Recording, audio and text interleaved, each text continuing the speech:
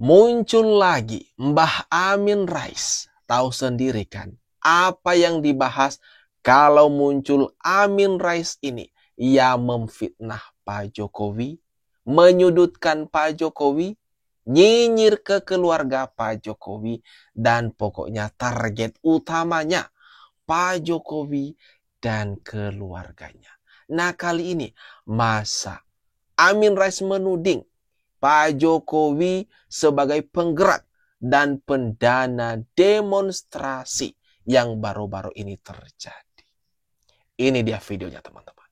Penggerak dan pendana demonstrasi di berbagai kota besar di Indonesia itu, jawabannya yang paling masuk akal adalah geng Solo pimpinan Jokowi, Joko Widodo atau Joko Wirang. Jokowi masih serba berkecukupan untuk mendanai demonstrasi besar-besaran dan untuk membiayai ribuan penyusup yang mampu membelokkan slogan para demonstran, libas para koruptor, bubarkan DPR, nomor satukan kepentingan rakyat, menjadi gulingkan Prabowo. Waduh, ini gimana nih teman-teman? Menurut kalian, narasi yang baru saja disampaikan oleh Mbah Amin Rais ini memfitnah Pak Jokowi. Kan dia ini tidak memiliki data sama sekali. Hanya membangun narasi sesat. Saudaraku, Pancasila dan Undang-Undang Dasar RI 1945 itu memustahilkan munculnya orang gila yang ingin membangun dinasti dan nepotisme. Siapapun yang punya ambisi kampungan ingin menghadirkan dinasti dan nepotisme otomatis menjadi musuh nomor satu di hadapan bangsa Indonesia. Nah, kalau ada manusia Indonesia punya keinginan busuk seperti itu, harus ditenggelamkan di Laut Jawa atau Samudra Hindia. Manusia bernama Kecil Mulyono dan berubah menjadi Joko Widodo sampai sekarang masih mencoba dan belum putus asa untuk meraih impian Sontolonya. Waduh, di lain kesempatan lagi nih, Amin Rais. Kan selalu kemunculan Amin Rais ini selalu saja targetnya Pak Jokowi.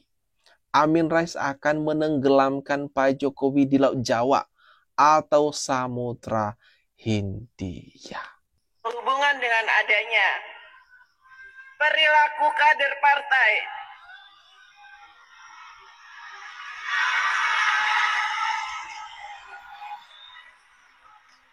yang tidak menjunjung tinggi etika politik, tidak berdisiplin, dan melakukan hal-hal yang bertentangan dengan ideologi partai,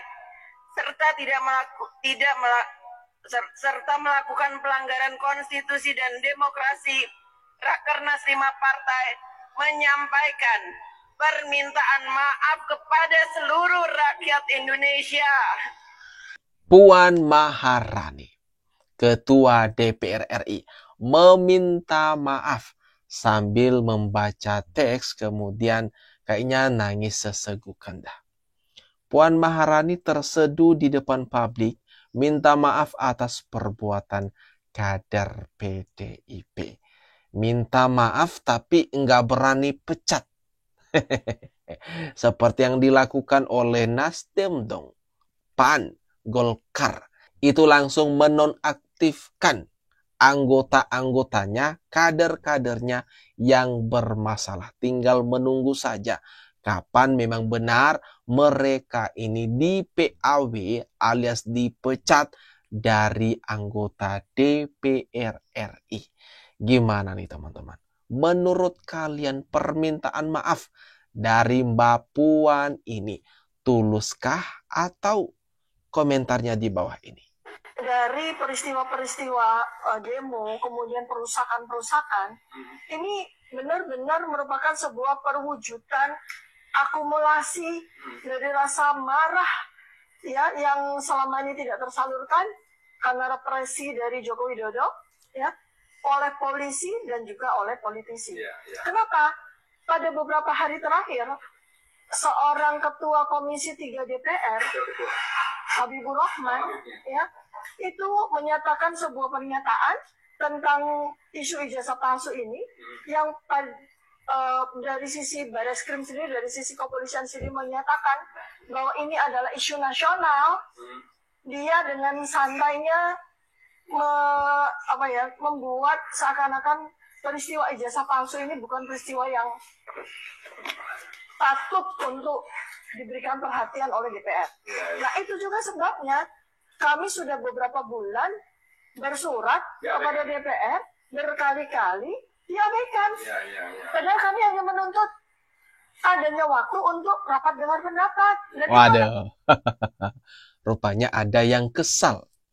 Ada yang kesal. Surat mereka diabaikan oleh DPR. Dr. Tifa sangat marah dan murka. Suratnya tidak ditanggapi DPR RI. Dr. Tifa akan mengadukan ke Dewan PBB. Aduh. Mereka ini wakil rakyat yang dibiayai oleh uang kami, yang dipilih oleh kami, dan tugas mereka salah satunya adalah menerima rakyat dan mendengar dengan sebuah fasilitas yang namanya rapat dengar pendapat. Sekarang buktinya, kenapa politisi ini juga kong-kali-kong secara perilaku dengan polisi. Beberapa kali terjadi RDP dengan masalah-masalah yang sangat individual. Misalnya masalah Nikita Mirzani, rapat dengar pendapat. Masalah Dr. Reza Gledis, rapat dengar pendapat. Ya kan?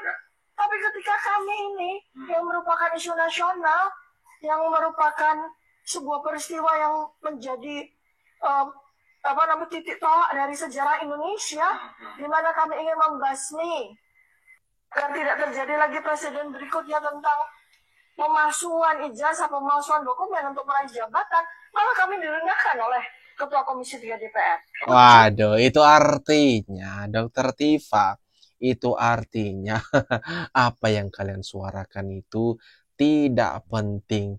Tidak penting sama sekali. Artinya ada yang lebih penting dari itu. Sebenarnya kan selesai sebenarnya. Sederhana, UGM sudah mengklarifikasi toh. Ijazah Pak Jokowi itu asli, Pak Jokowi itu lulusan dari UGM. Hanya kalian saja yang terlalu ngeyel. Saya tahu di sini aktivis semua. Rasanya ada uang sedikit ya.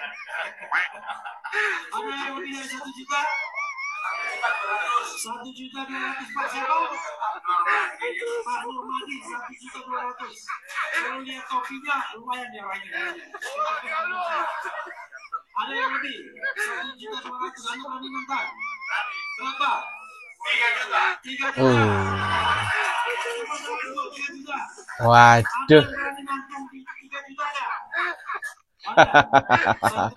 Refli Harun bersama dengan Rismond, Dr. Tifa, dan kawan-kawan sekarang jadi punya profesi baru ya. Sales buku. Nawar-nawarin. Di sini harganya tadi dibilang 3 juta. Satu buku 3 juta. Dan yang membeli ya orang-orang mereka juga. Ada kira-kira orang lain selain dari lingkaran mereka ada nggak ya yang membeli buku dari Rismond, Dr. Tifa, Roy Suryo, Trio RRT yang katanya hasil penelitian mereka? Ini gimana nih teman-teman? Dan di sini yang mencoba ini melelang istilahnya atau gimana adalah Refli Harun. Ada gimana menurut kalian komentarnya teman-teman?